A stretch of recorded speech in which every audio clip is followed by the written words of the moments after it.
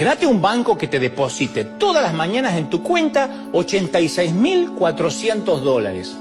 $86.400 cada mañana. El saldo no se acumula para mañana. A medianoche la cuenta se actualiza y de nuevo 86.400, pero se borra cualquier saldo del día anterior que no usaste. ¿Qué harías? Y yo gasto por día hasta el último centavo. Si hasta la noche no lo gasto, el banco me lo quita.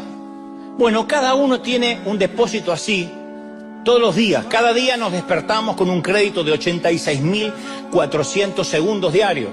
Cada noche lo que no usamos en el día se perdió.